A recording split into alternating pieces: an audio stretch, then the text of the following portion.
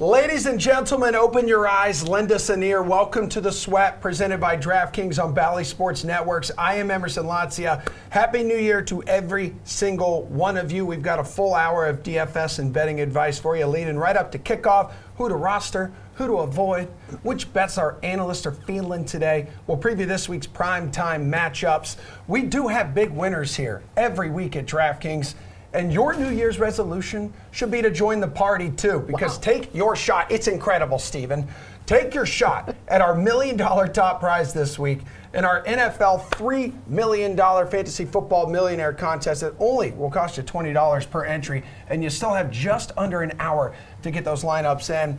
And then we got enough motivation, even more for you. Not only does the winner pick up $1 million, they also earn a seat to our DraftKings Tournament of Champions Live Final, the ultimate DFS contest for the best of the best in fantasy. Time's running out to qualify for this event that will take place this month, and the winner will walk away with another $1 million and that super sexy championship ring on your television, which is now me on your television.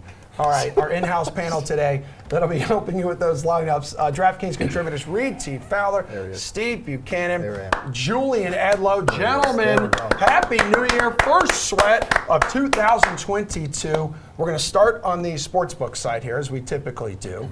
Your favorite bets of the day. So we're going to get everyone here an early edge. Steve, your favorite bet today is what? Yes, we're going to be doing a 6-point teaser, as we always like to do. A little bit of a line movement in this one, though, because we have found out that Lamar Jackson is officially out in this game, so it has moved a little bit. So now you're going to get the Rams at -1, so basically you need to win them against the Ravens, and then getting the Dolphins up to +9. I don't think the Rams are going to have any issue beating this Ravens team, who's going in the complete opposite, wrong direction as of late. They have just been really struggling. 2-point conversions have been the bane of their existence, giving them a couple L's when they should have had a couple W's in this one here. But that secondary for Baltimore is being absolutely decimated as a point. You have a much healthier Matt Stafford coming in, going to Cooper Kupp, going to Odell Beckham Jr. That team has just been a juggernaut as of late. And then the Dolphins. I think they just straight up beat the Titans in this game. That defense for the Dolphins coming in on a 7-game winning streak has been absolutely phenomenal. 10 interceptions during that 7-game winning streak. They're going to get pressure on Ryan Tannehill, and a little bit of sloppy weather in this one, too. A little bit of rain. So if that is going to help me, I know. Yeah, weather guy. Big weather guy. This is crazy. Big weather guy, yeah. You 2022,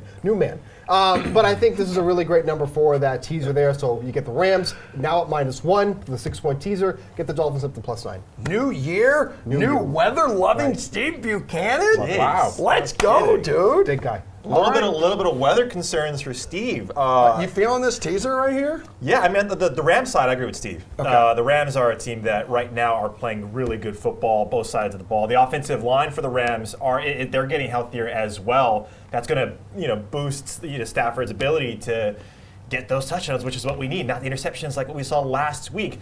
The Miami side, I think you have to tease this up, like Steve mentioned.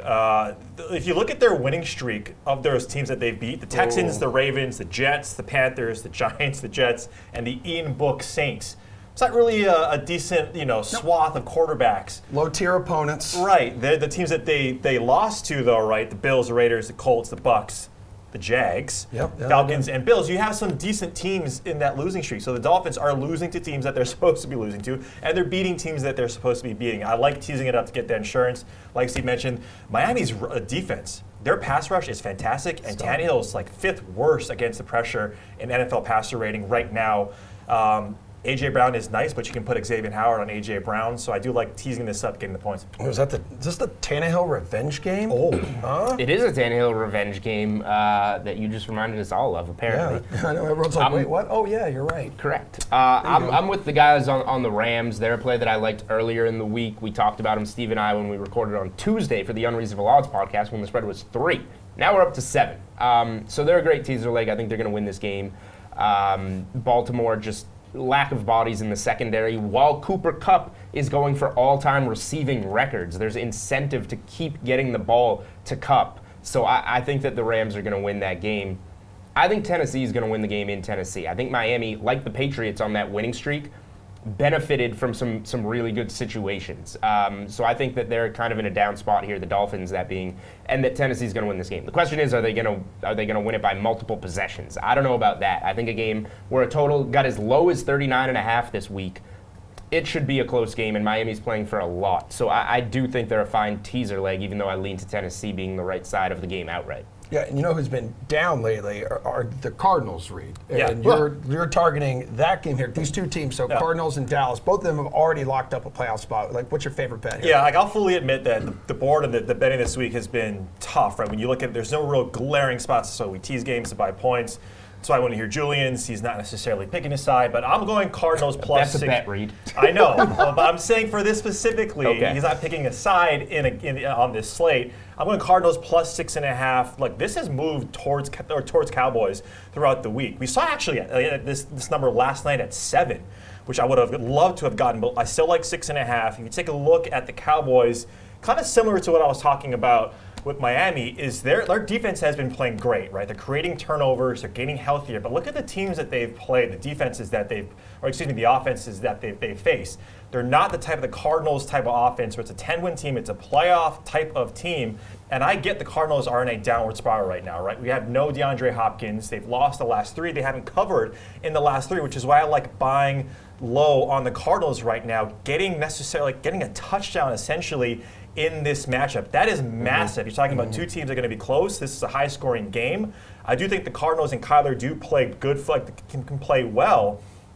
I just like getting the points where you're selling essentially Cowboys at their peak. A lot of those turnovers, too, guys, on the Dallas side, they've been advantageous. They've been in some lucky spots getting those turnovers. Not to take any credit away from what they're doing, but I think this is too much points to be giving to a Cardinals team that has the ability, it's a playoff team, and has the ability to even win this game outright. But I like taking the points. Steve, do you agree with that? Because looking at the Cardinals in recent weeks with injuries and everything else, it seems like they have lost that big play juice on both sides of the ball. Yeah, and not only that, they're having Kyler Murray not run the ball efficiently or really at all. That's like one of the biggest things with the Cardinals, that how well that Kyler Murray can run the ball. Hasn't been able to do that. But now you have a Dallas Cowboys team who's had a little bit of a soft schedule, rightfully so, covered in 4 straight games, and they have been a cover machine at home this season, 5-2 against the spread in Dallas. And not only that, they're covering by an average of just under 10 points. So it's not like they're just kind of sneaking by in these type of scenarios. So I like the spot for the Cowboys. I think they win this game here, and they can do it by over a touchdown. You know, Reed said you're getting the Cowboys at their peak, and that's absolutely true. But I haven't seen anything from the Cardinals that makes you say, okay, this is a game where they're going to turn it around. That Dallas secondary, specifically Diggs, has been unbelievable the second half of the season. So with the struggles that Kyler Murray is having and not running the ball well or efficiently, where are the Cardinals going to beat the Cowboys in this game? So I side with the Cardinals at -6.5 in this one. All right, so Cowboys, a league best, 12-3 ATS this season, but the Cardinals are 7-1 against the spread on the road this year. Yeah, good. These teams have good numbers in these spots. This is why when we get to my bet, you'll see that I'm on a player prop this week, because I can't pick sides this week. It's hard. Motivation is questionable. We're at a weird time of the season. The Cardinals have been awesome this year. They've been going downhill. Reed's getting good value on the Cardinals. I cannot argue with that. But Dallas is in a really good groove. They've been blowing teams out. They're at home, and Steve mentioned Diggs maybe doing some damage in the secondary. Micah Parsons, forget offensive rookie of the year. He might be the defensive player of the year, and he's going to be lined up all over the field, making plays on the ball, making plays on Kyler Murray. I'm not saying that it's a good number that Reed is backing here. I just don't know if I can back the Cardinals right now. I don't know if I can fade the Cowboys right now in this game. So it's just a stay away spot for me, and I'm not willing to lay any coin there. Yeah, and one thing about Diggs too is he's been great. It's like it's you target Diggs and you're going to get a touchdown. That's been sort of the saying, right? That he's given up these big plays and touchdowns, but he's also gotten you some pick sixes. Yeah. When you have James Conner too back for the Cardinals, that's a big thing, right? Kyler's not running necessarily, but getting James Conner back in this game I think is massive, because you need to keep those guys at bay. The defensive line, if they get to Kyler needs to have a good game, right? For you to like the over, for you to like the Cardinals plus 6.5. If he doesn't, I'm with these guys at the Cowboys. You can't really fade what they're doing right now, especially when they put up 56 points, even against a bad Washington team. But if you're picking a side, right, betting against good teams potentially, it is tough. So I get what these guys are saying, but Cardinals getting a touchdown. Yeah, it's a tough week for spreads because, Jules, like you mentioned it, like some of these teams are really motivated to win right now. They're lock up a playoff spot, and then some not so much. Yep. And there are 4 games with a double-digit spread. One of them is that Bucks at the Jets game, and that's where you're going for your favorite bet. Yeah, so You want to talk movement? It's on the move again. Reed and Steve are talking about games moving a point. I tweeted out Antonio Brown this morning, over 69.5 receiving yards. It went to 70. We saw it before the show started at 77.5. It is now 78.5. I tweeted out that I would play it to 79.5. It stinks to miss value, but look, it is what it is. Antonio Brown, we're talking motivation late in the season. What team's going to win? What team isn't? Players have motivation, incentives in their contract, breaking records, things of that nature. And Antonio Brown is in a really good spot here to make some extra money. He has 3 separate $333,000 bonuses. Getting them all together, extra $1 million in Antonio Brown's pocket. Tom Brady knows that. Chris Godwin's not there. Mike Evans is limited there. You're playing a Jets secondary that you can absolutely torch. This is a great game to run up Antonio Brown's numbers and get him those incentives. Keep him happy going into the postseason looking to make a Super Bowl run. So I'll get you the numbers right here. Antonio Brown, who last week in his return from suspension had 10 receptions for 101 yards, hit the over on both. He needs 11 more receptions to make $333,000 this season, 281 more yards to make $333,000, and 2 more touchdowns to make $333,000. I was going to say, you can go anytime touchdown score. I think minus 20 on the DK Sports. Anytime touchdown score, receptions over, which last I checked was not on the board yet, so that's why I'm going with the yards.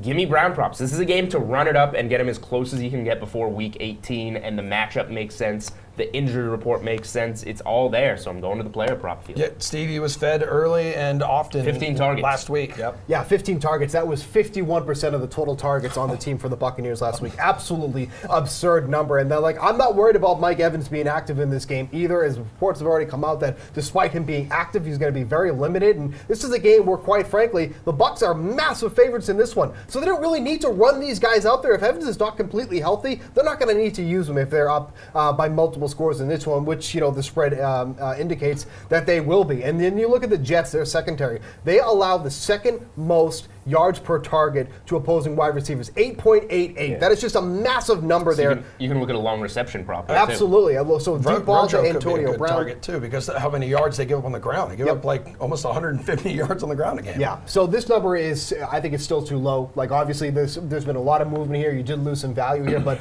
with all the incentives, the game, the secondary, it just all lines up for Antonio Brown in this spot. What do you think? There were reports out there he was looking good, and pregame warm-ups, high-fiving fans, just feeling energetic because he knows how rich he could be if he has a good game today. If we let me do my best bet first, we would be grading this at 77.5. Right. You guys made me wait, go last, save the best for last. Naturally, it makes sense, but now it's at 78.5. I'm just trying to help you, man. I'm just trying to help. Okay.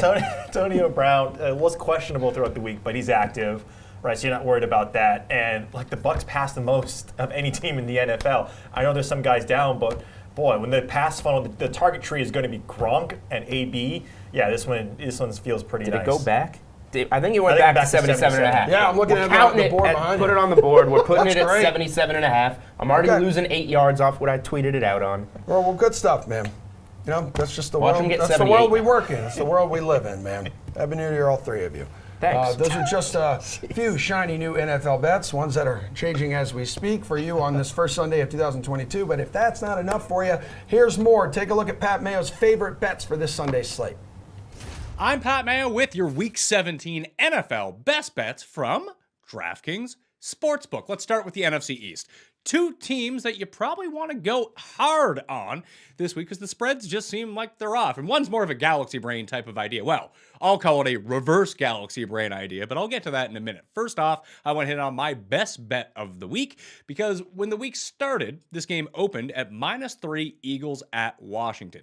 People like Washington as a home dog. Yet the spread has grown throughout the week. Strangely, when I made my opening line for this on my own model, that it came out at -6.5 for the Eagles. Yet they lose Antonio Gibson on the Washington side of the ball. They're still banged up, playing bad football right now. And the line still was only 4.5. So the Eagles -4.5. It'd be better if you got it at -3, but that number is not coming back anytime soon. 4.5 is still an adequate number to play the Eagles at, even on the road in Washington in a divisional game. And it really comes down to a few different circumstances. One, the offensive line for the Philadelphia Eagles can more than handle the pressure being put up by the Washington football team. Conversely, although the Washington offensive line is pretty good, they're dealing with a few injuries, a few COVID problems, and Philly's defensive line is getting after the quarterback, especially so far in the second half of the season. So that is a huge mismatch in the trenches just off the outset. So when you can dominate both lines of scrimmage, you're at a pretty huge advantage to kick things off anyway. And Washington, just by the metrics, not a good team. Philly, kind of a good team, especially now that Jalen Hurts is back to 100%. Both teams will be missing their starting running backs. That means a whole lot more to Washington than it does to Philadelphia, as the Eagles have played most of the year without Miles Sanders anyway. Plus, he never scores touchdowns for them. Jalen Hurts is the real guy that you need to have at 100%, and especially after how he ran last week on that ankle injury, is coming in at 100%. So I love the Eagles in this spot, -6.5 -6.5. I'd play it up to -6.5, but it's currently -4.5. So -4.5 Eagles over the Washington football team. So let's go later in the day. This game is now at -6.5, opened at -5, but it's the Dallas Cowboys at home against the Arizona Cardinals. The Cardinals are in an absolute tailspin. And here's where the Galaxy brain comes in, because I make this mistake all the time as well. Here's the situation. Dallas looks great. They're coming off pounding Washington in a game that everyone saw on Sunday Night Football. The Cardinals, they're reeling. I Galaxy brained myself into taking them last week against the Colts at home. Didn't really work out for me all that much. Although the Cardinals have been better on the road this year, they're in an absolute tailspin, and they've been bad since DeAndre Hopkins has gone out. Kyler clearly not 100%. This defensive line, since J.J. Watt has been out, has been absolute garbage. The worst run defense in all of football. And ever since Dallas got their guys back on the offensive line and on the defensive line, they've been outstanding. Yes, they played inferior competition. This is a step up, but they don't even have to cover the touchdown in this. Only 6.5. Dallas is an elite team. Arizona's a middling team with a great quarterback. Could it blow up in our face? Absolutely. But this is not enough points for me to stay away from Dallas. Dallas Cowboys -6.5. I'm Pat Mayo. It is week 17 in the NFL, and while we don't have a clear view of the NFL playoffs just yet, what we do have is a lot of interesting futures bets still alive when it comes to the postseason. So let's break that all down right meow as we look at the playoff picture.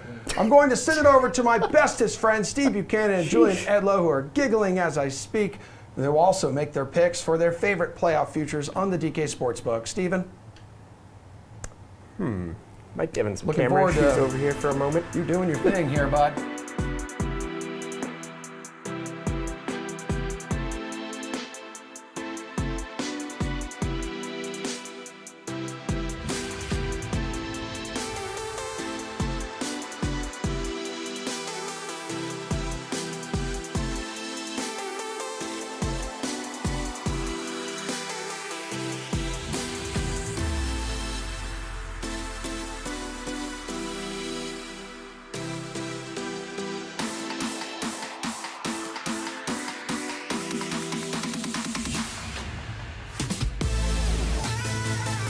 All right, quick technical difficulty, but we're back. Steve was fighting with me over who had the better futures bet, and we didn't want to show that. Knock the cord right out of the camera. Don't mess with me. I don't know if it went that way. I thought I won the fight. But anyway, we're here to give some futures bets. It's getting late in the season, Steve, but of course on DraftKings Sportsbook, you can still bet on one seeds, not just Super Bowl winners, division winners, conference winners. You can bet one seeds, win totals, like whatever you want. It's still on the board.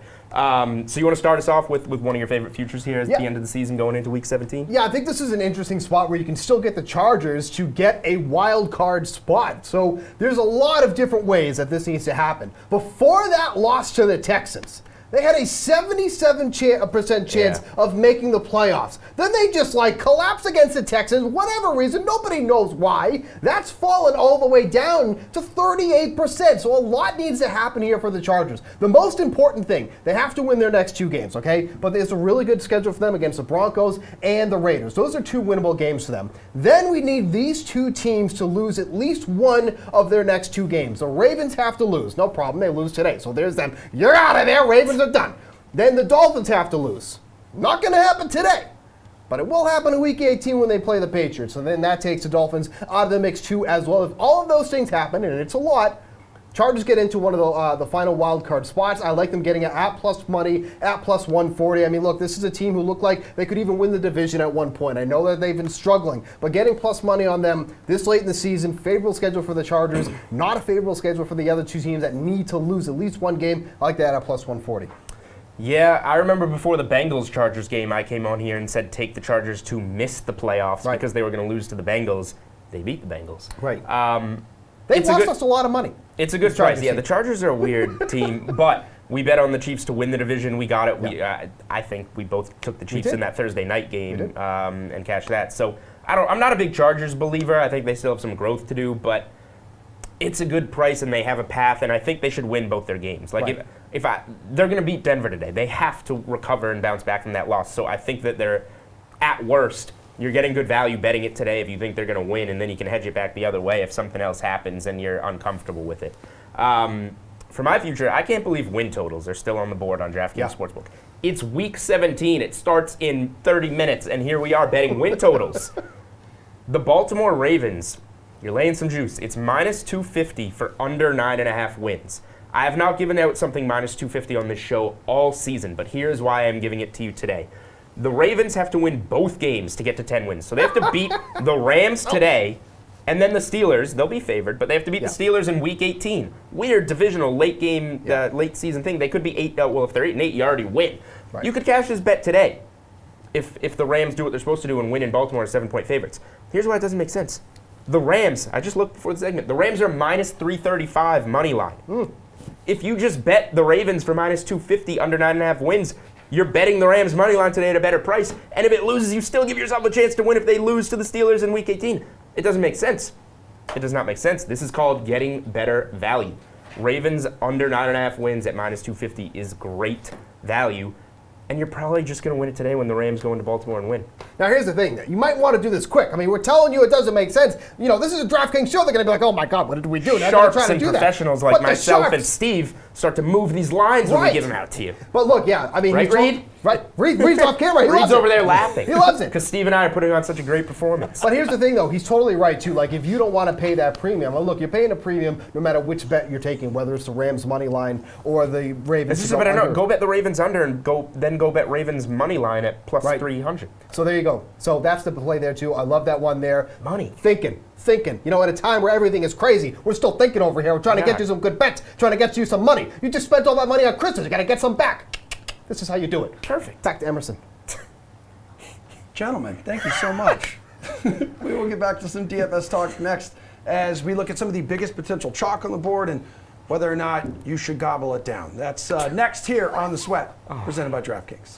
DraftKings Sportsbook is an official sports betting partner of the NFL. And today, new customers can bet $5 on their team to win. And if they do, you walk away with $200. Plus, new fantasy players can play free for your share of millions this season when you make your first deposit.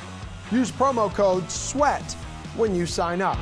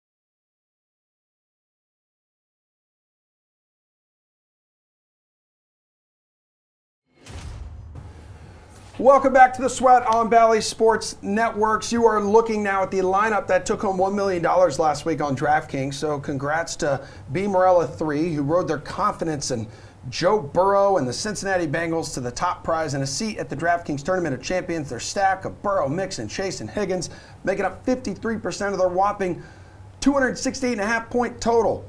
Congrats again to B. Morella 3, and you still have around 30 minutes left to enter those winning lineups for this week's Millie Maker. Just $20 to enter. It is now time to talk pivotal roles with DraftKings contributors Reed T. Fowler, Jeff Ulrich, and Pierce Dietrich. They are joining the party. We tell you some potential chalk. We'll give you some potential chalk this week on DraftKings, and then you tell us if you will pivot off that player into who, or go to someone else, or just eat the chalk. So let's start with Josh Allen here, Reed. $8,000, highest priced quarterback on the board. A tasty matchup against Atlanta. Again, a must-win for the Bills. Yeah, I don't mind if you want to, but I don't think you have to, right? He is the most expensive quarterback on the slate. I'm actually going to Tom Brady. We've heard Julian talk about Antonio Brown for the last 2 weeks, and rightfully so. If you look at Brady, too, specifically for tournaments, this is what I like about him in tournaments, is that he has games when he's been favored by 10 or more. He's got 4 games over 30 points. He also has games that are under that. But the narrative might be, well, they don't have to pass a ton because they're going to beat the Jets, going to be blowing them out. That's not true. He absolutely destroys the Jets. AB is there. He's going to get a lot of looks. We know that. He's going to try and get his incentives. So give me Brady at that price tag. Even though he doesn't run the ball, he's been one of the best quarterbacks in the NFL. Jeff, what do you want here, man? Allen ranks only behind Cooper Kupp in DraftKings points on the year. I mean, I wanted the Bears to start Nick Foles so we could talk about that, but that's not happening. So let's just keep the upside. I think that you can pivot off Josh Allen here. I mean, I think there's a lot of chance that the Bills just get up quick in this game, and it kind of ends up just being like a 23-3 stinker. I think the real shootout potential is with Kansas City and Cincinnati. And I think the pivot here is Patrick Mahomes. He's getting significantly less heat than Josh Allen, just in terms of like the ownership projections. Obviously, we have Josh Allen predicted to be a fairly popular play, but Mahomes, over 70% completion rate in his last 4 games, playing a Cincinnati defense who really I think they're going to have a real tough time keeping a cap on Tyreek Hill. I just don't think they have the athletes in the secondary, and they're really not good against the tight end position either. And Cincinnati's offense will put up points. I really like pivoting to Patrick Mahomes today.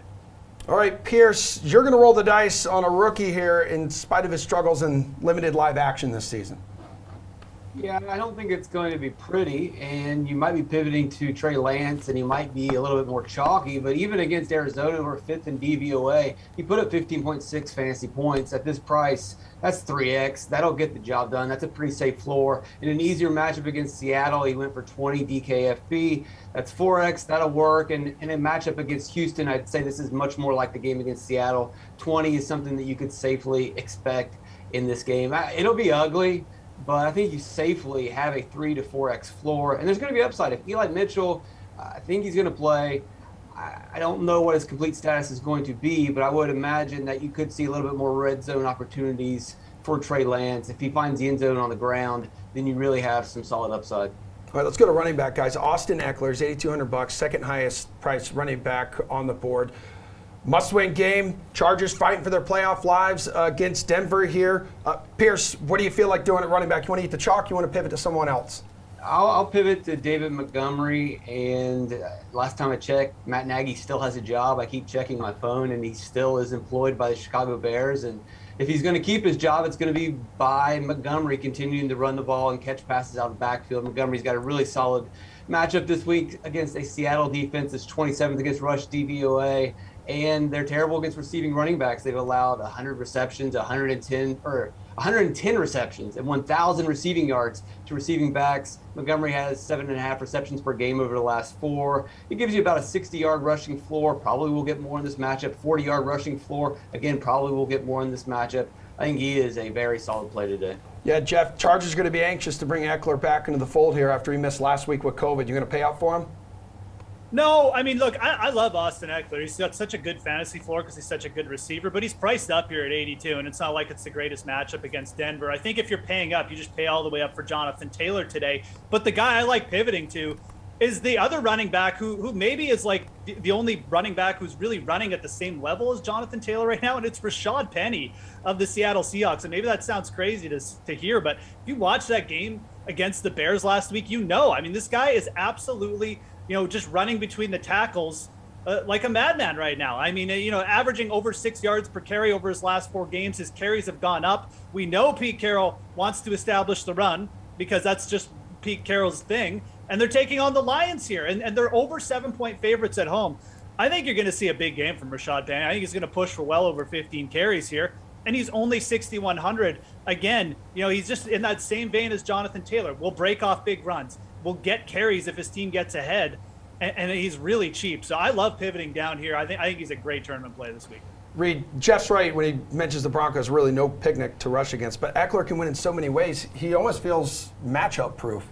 Yeah, and that's why I don't mind eating the chalk. The chalk is going to be like 5 to 7%. You look at David Montgomery, even Rashad Penny is going to get a lot of love. But I like taking Austin Eckler in this spot because of the price increase and that most people are going to be off him. Look, the last time they played Denver, it doesn't look like a great matchup on paper, but he finishes RB7, and he didn't have a lot of work in the rush game. This guy has upsides where he can score 30 to 40 points. He's got 2 games over 30 and 1 game over 40 points. So when you divorce the narrative of he's too pricey at this point, which I agree, the roster percentage is just too much. It's just too good to pass up on. I think him or Kamara too as well. I think either one of those guys is a really good tournament play.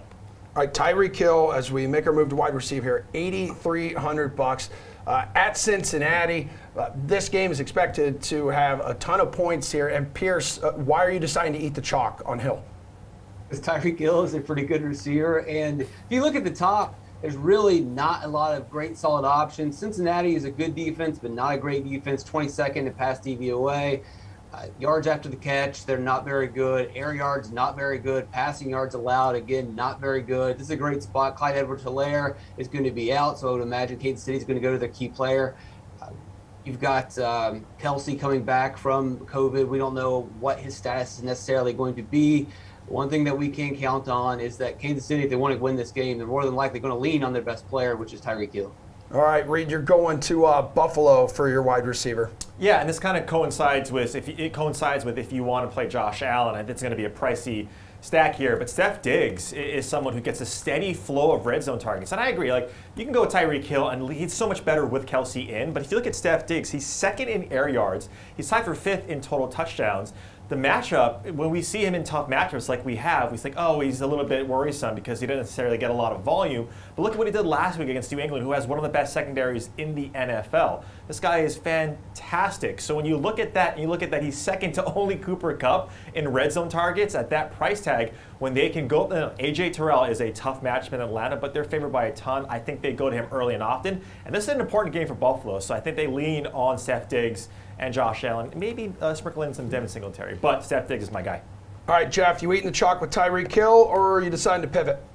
I think I'm going to pay up for the other Kansas City stud when we get to the tight end position. I like pivoting here. I mean, and the reason is there's some cheaper receivers with just as much upside. One of them is Brandon Cooks at 6,000.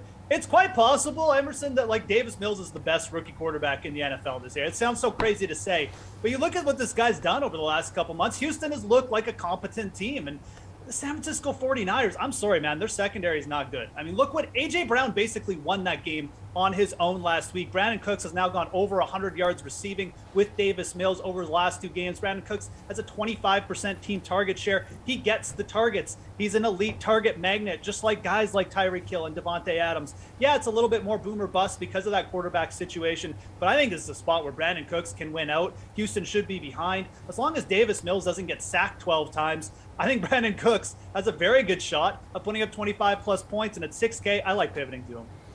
And now a wide receiver. We also have a Cooper Kupp here, guys. And this has to be a first in our show's history. All 3 of you are deciding to eat the chalk with the highest priced player on the main slate by $500, $9,500. Reed, I guess you just want to tell us the obvious. Yeah, again, going back to, and I hate featuring Julian Edelman on this show. It bothers me quite so. But incentives mean much, right? And he's going for the most receiving yards in a single season. And look, even in bad games, this guy's getting over 100 yards. His 33% target share is massive. Stafford loves this guy. The offensive line for the Rams are getting better. So yeah, I like taking Cooper Kupp. He honestly should be closer to 10,000. Yeah, Jeff, this is a salivating matchup for him, too, in Baltimore at that banged-up secondary. Yeah, I initially had Christian Kirk down here as a pivot, and then I kind of started to look into the records, and 231 yards and 18 catches is what he needs to break some single season records. It might all happen today. That's how bad the Baltimore secondary is. You just look over their last couple games. Cooper Kupp's probably going to have a monster day. Reed's right. He should be over 10K in this spot. He should be making you pay up to roster Cooper Kupp, and 9,500 may seem expensive, but with all the value and the COVID outages and inages, whatever, Cooper Kupp is easy to fit in, quite frankly, and you should be eating the chalk here. Yeah, Pierce, Baltimore's allowed more pass plays of 20-plus yards than any other team, too. Yeah, we've been targeting the Baltimore secondary all season. You're going to keep doing that. You saw it really pay off last week. You've got the records incentive playing in. You don't even have to worry about a blowout because we've seen Kupp put up points in blowouts, but this probably won't. The Ravens team, the offense at least, has a lot of fight in them, and they're going to keep the game close and force Kupp to play all game long. And you've got plenty of value, like Jeff mentioned. Like if you go with Trey Lance, you have no problem whatsoever getting Kupp in your lineups. All right, so the chalk at tight end could probably be George Kittle, $7,100 against Houston. And Jeff, you're like, no, don't pay $7,100. Pay $7,300 for my guy. Yeah, Travis Kelce. I mean, I love the spot for Kelce. And for whatever reason, like people maybe they just want to pay up because they're thinking about, I got to pay up for Cooper Kupp. But Kelce's 7,300, and it just doesn't seem like he's getting that much heat. The Cincinnati Bengals do not have a good linebacker crew. They've allowed the second most receptions to opposing tight ends this year. Kelce, he's coming off a week of COVID, I get that, but he returned to practice very early in the week.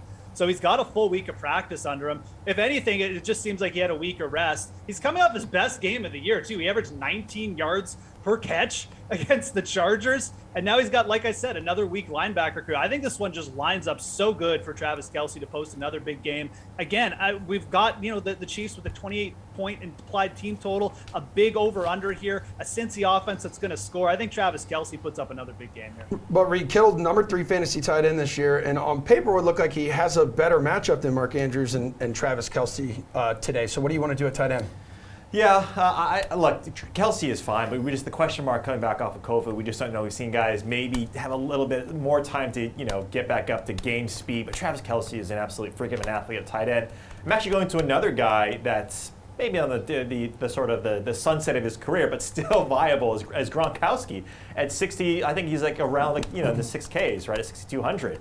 We talk about, again, Tom Brady at top, Antonio Brown as well. Why not Rob Gronkowski at this price tag? This is a perfect spot, too. He's in a great position last week at high ownership, and it didn't pan out. Now everyone's going to be off him and saying, Gronk burned me. This is the time to get back to him against the Jets, who have the worst pass defense right now in the NFL. And Pierce, it felt weird because Jeff's like, this is usually the tight end department where he wants to save cash. He said spend more, but you're going to save people almost $4,000 here. You're pivoting off of Kittle. I'll save some money with Cole Kmet. It's got the volume, and he's playing a Giants team that doesn't get much pressure on the quarterback, and that's been the issue for the Bears all season. The offensive line's played terribly, but you look at the Giants' pass rush, quarterback knockdowns, hurries, sacks, it's all towards the bottom. So if you give Andy Dalton time, he's going to be able to connect with Cole Kmet. He probably won't explode, but he'll get you some value, get you enough points that you can roster some of the more expensive players. Yeah, he definitely brings some good cash game stability he has this season. Well played, guys. All of you at home, stick around because Jeff and Pierce will be back with some primetime picks, looking at this week's Sunday and Monday night matchups. But first, here's another great human being, Ross Tucker, looking ahead to Week 17 from his Ross Tucker Football Podcast. So, Chargers, Broncos. I'm going Chargers. I just don't have faith in Drew Lock. Love the guy, love his personality.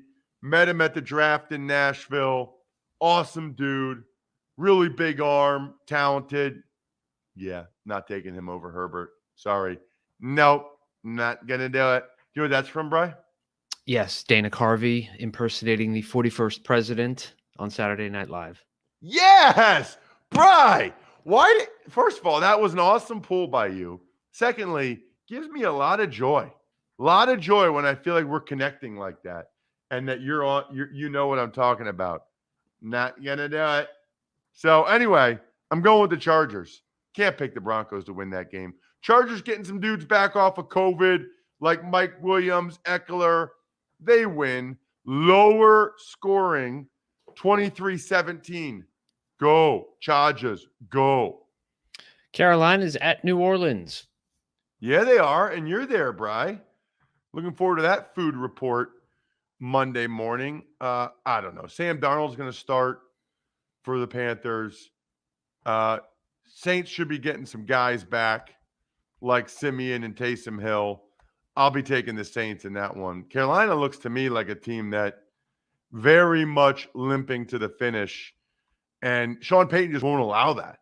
Sean Payton won't allow his team to limp to the finish. Saints 24, Panthers 17. Detroit at Seattle. So very tempted to take Detroit till I found out about this Jared Goff knee injury. How did he hurt his knee while he was on COVID? How did that happen? Like, what is going on? He's on the COVID list and he hurts his knee? That's annoying. It sounds like it's decent chance it's Russell Wilson's last home game as well. You know, he kind of said that unprompted. So let's go Seattle 20. I was going to say 25 just to keep you guys. I'm going to do that. 25-18 just to get weird. Let's get weird. 25-18 Seattle. Arizona at Dallas. Well, I mentioned no DJ Humphries. That's a problem. Randy Gregory, DeMarcus Lawrence, Micah Parsons. Not good, Arizona. I will believe that the Cardinals turn this around when I see it. Greg Cosell pointed out on Wednesday the issues they're having against the blitz. We'll wait till they see maybe the best blitzer in the NFL, Micah freaking Parsons, coming after him. He's one of the only linebackers that can actually chase down Kyler Murray. Cowboys 27, Cardinals 17. Not a lot of faith in the Bird Gang. All right, Ross, appreciate you, man. Happy New Year to you. And coming up, everybody, we are going to get a breakdown of tonight's Sunday Night Football matchup between the Vikings and the Packers. That's going to be without Kirk Cousins. Our panel will be giving out the picks that will make it rain cash for you today on the main slate. But before we take a break, here's friend of DK, Gary Vaynerchuk, to tell you all about one of his DraftKings podcasts. Hey guys, it's Gary V. Make sure you tune in to DraftKings YouTube channel for Die Hard Dialogue, where each week we do a listener league, DFS, and give away some of my highly valuable football cards, and we boost one prop bet. Die Hard Dialogue, DraftKings YouTube channel. DraftKings Sportsbook is an official sports betting partner of the NFL. And today, new customers can bet $5 on their team to win, and if they do, you walk away with $200. Plus, new fantasy players can play free for your share of millions this season when you make your first deposit. Use promo code SWEAT.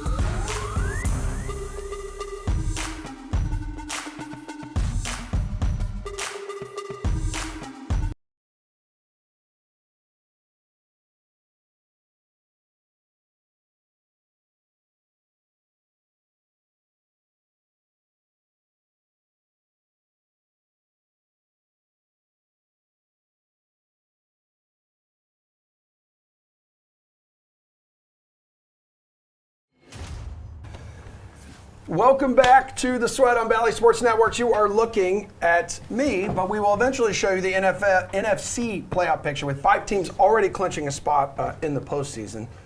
But as you could possibly, potentially, maybe see, or I'm just kidding, one of the teams that is currently in the hunt, the Minnesota Vikings, they need a huge win tonight against the heated and hated Packers to keep their playoff hopes alive. They could sweep the season series against them, and they're doing it. They're going to be tasked to do it without Kirk Cousins, and that's where we will start our next segment, which we like to call Primetime Picks.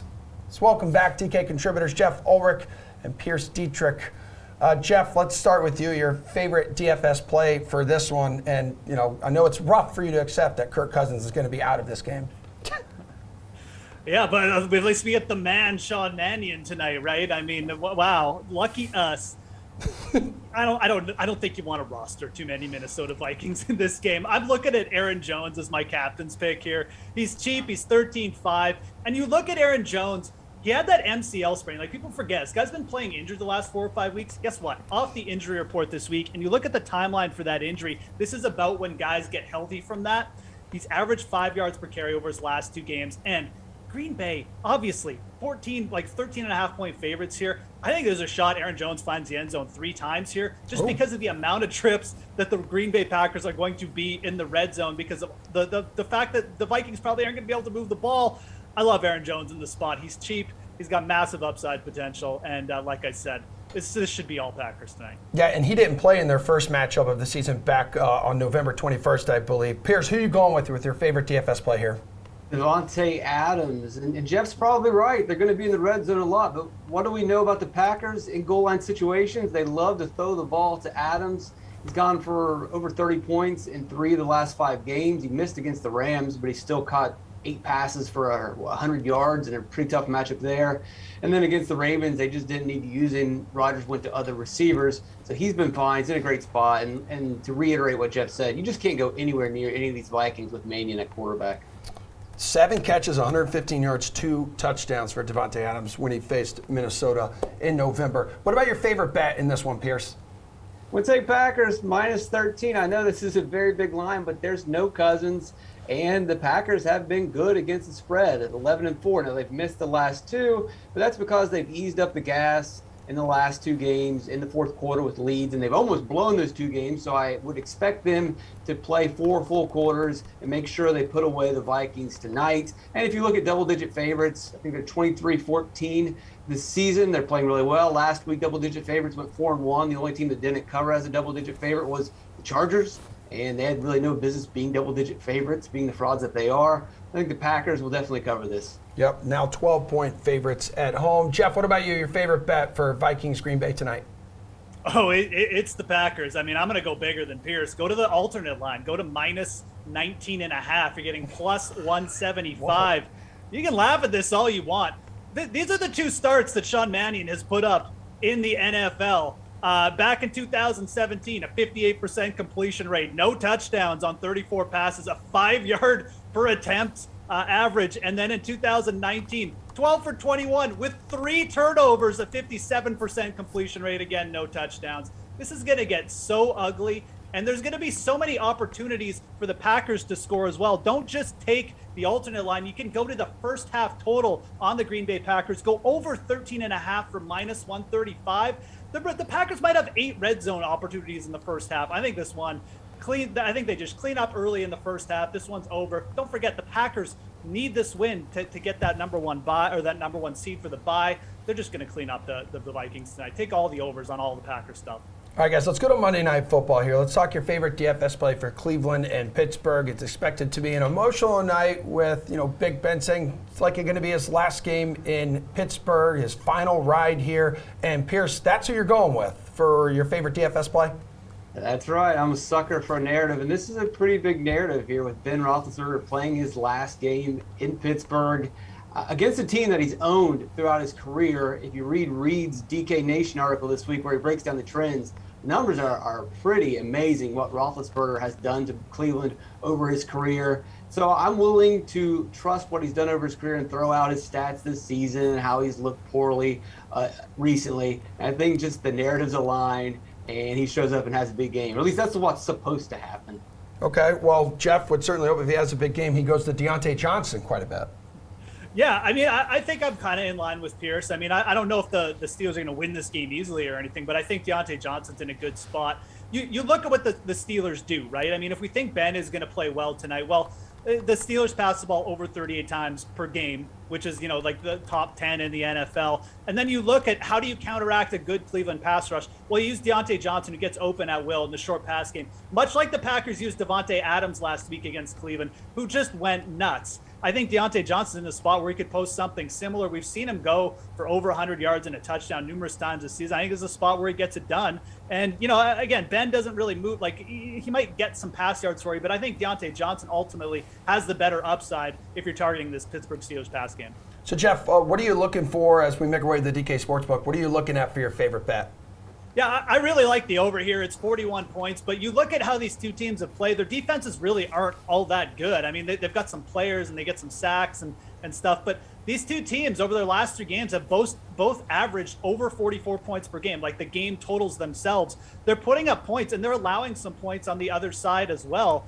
Again, I think this is a narrative spot for Ben Roethlisberger. I think they are going to be able to move the ball. And let's not discount the Cleveland offense. Cleveland could have had 30 points last week against Green Bay, who is one of the best defenses in the NFL last week. If Baker had just not turned the ball over a couple times, they still scored, well over 20 points. I think the 41 is way too low here. I like the over. Okay, where are you going, Pierce? That's a pretty big if. If Baker Mayfield was a good quarterback, he would be a good quarterback, but he's not. Give me Pittsburgh plus 3.5. Last 3 times that they have been underdogs against the Browns, they have covered. And as underdogs at home during Roethlisberger's career, that's only happened once, and he wasn't even playing in that game. Pittsburgh is never a home dog against the Browns. And in that one game where he didn't play, they still covered and won outright. So Pittsburgh, I wouldn't be surprised to take the money line, but I'll definitely take the 3.5. Yeah, Browns ended the Steelers season in the AFC wild card round last year. Can they do it again with the Monday Night Football spotlight shining bright on them? We will see. Jeff, great work today. Pierce, great work today. All right, farewell and Happy New Year. Let's work up a sweat, shall we, gentlemen? Oh, look at this. Oh! Yeah, ignore my backpack over there. Not a big deal. Okay, so, wait a minute. Hey, wait a minute. What the? All right. Private Steve and Julian are back. We're working up a sweat. Anything that you guys are rethinking here as we're approaching about 5 minutes here from lineups locking? Steve.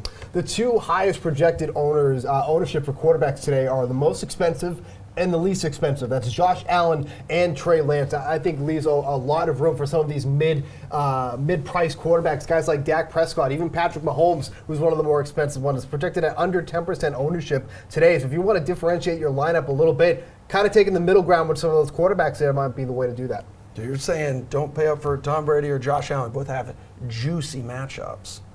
I didn't say Tom Brady. I didn't say don't pay up for Tom Brady. I'm looking at the top price guys. I said the top price guy is projected to be the highest owned. It sounded plural to me. Listen to exactly what Steve said. He's so worried about his backpack. He's not listening to me. Sorry, it's my makeup. Guy spills wine and he can't think anymore. Work up a sweat for me, Julian. I'm just going to keep force-feeding the incentives and motivation narrative on this slate, and it goes both ways. Roster guys that have motivation to put up numbers, your Antonio Browns, your Cooper Kupps, there's more of them. Jonathan Taylor going for, a historic season. And fade players in situations where we could see players get benched later. Like you're talking about a Tom Brady. I think he has a good game. I think he gets the ball to Antonio Brown a lot early until he gets the numbers he needs. But teams that maybe don't need to convincingly win these games that get up, maybe there's, running the air out of the ball later in the game, or guys get benched later in the game. Like, it's time to start paying attention to this. Is it time to start paying attention? You should always be paying attention. Put words together. I started that sentence. I didn't know where it was going. It sounds like you weren't paying attention. It is. He's distracted. He's distracted because of the bag, the Zoom, everything, the wine. It's been a lot. It's been a hard couple of weeks for Emerson. Yeah, that couch. To what Julian was saying, right? Incentives not just for player props or player incentives, but teams to get into the playoffs, right? You want to make sure those happen, but also teams like the Rams and these other teams that maybe can't improve their spot a lot, maybe there's chances that the other team, like the Ravens, can do much. And that's a game that I'm looking at specifically. Tyler Huntley we had a late scratch for Lamar Jackson. I think we all knew that was going to happen. But Tyler Huntley is a guy that you could easily play in this game. Steve mentioned that there's a really disparity in terms of roster percentage in that middling ground. But he's in a game where they theoretically should be down by quite a bit. We saw Mark Andrews last week be one of those guys that was in that winning lineup. I wouldn't be surprised if he's again in another winning lineup because Tyler Huntley has one look. It's the Mark Andrews, and if that's not open, the guy's running. So I like stacking that game quite a bit. Cooper Kupp, Matt Stafford, Tyler Huntley, or not Tyler Huntley because you can't do 2 QBs, but Mark Andrews as well. If you don't want to do Stafford, Learn the rules, Reed. Stafford, then Tyler Huntley is definitely in play. Week 17, we're still learning. Hey, Superflex. Still got a whole other week to learn. All right, guys, we got a couple minutes left in the show. Let's make it rain. So you guys hook up the people at home, the loyal ones who have stuck with us for this entire hour, the DFS play that is going to make it rain cash for them today in their lineup. Steven, let's start with you. Yeah, I like CeeDee Lamb a lot this week going up against the Cardinals. It should be a back and forth affair, and when that scenario happens, the volume is going towards CeeDee Lamb, seeing an average of 20% of the total targets over the past 3 weeks. Hasn't seen the end zone since week 10. This is a great spot for that to change against quarterback Marco Wilson, one of the more one of the quarterbacks that's been struggling for the Cardinals as of late out of the slot. I like CeeDee Lamb a lot this week. Yeah, that's right. That's expected to be a pretty high-scoring game there. Where are you going for your make it rain pick? Sony Michel. It's $1,500 with Sony Michel. I am. You sound like Ulrich, how Ulrich just comes to the show and pushes players on his season-long team. It's true, but at least there's some conviction behind this because there's numbers behind it as opposed to a personal preference that he wants it on, right? Hey. Look, $1,500, he's averaged over 22 carries, right, in his last 4 games in December, basically, just under 3 targets. He's getting 19 red zone targets, guys, in the last 4 games. Come on, Sonny Michel. Okay, that sounds dandy to me. What sounds dandy to you? What's going to make everyone's lineups at home just make it rain cash, Jules? Who is it? Chalk, man, Cooper Kupp. We're going with the incentives narrative. He's going for the all-time record. He's going to get it in these last 2 games, and the reason that he's going to get it is he's going to get the majority of the way there against this lack of a Baltimore Ravens secondary. Matt Stafford knows this. Cooper Kupp knows this. They will make it happen. It's simple. They've also, the Ravens, have allowed more yards per target than any other team. It just really feels like Stats also help. It feels like it's like a gun and a knife fight, like unfair him taking on those defensive backs. Seriously. Yes. They are getting healthy, though, but still doesn't matter. Too late. It is. Guys, really good stuff. This was the first show of 2022, and I could not be happier to start it with all of you. You did fantastic. Happy New Year. You know what? It's a battle. We overcame the adversity. And the good news is, anyone at home who is watching and has friends who did not watch today, we do this show Monday through Friday, 11 a.m. to high noon. We talk all DFS and sports betting stuff. Wow. You can find it on YouTube, Twitch, and Twitter. That's great. I hope you have a great rest of your New Still Year, got some Julian. time to fill here, huh? You as well, Steven. Unreasonable Odd podcast. Oh, we have Tune 5 into the seconds Unreasonable left. Odds podcast. We're out of time. Have a great day, everyone. They have a podcast.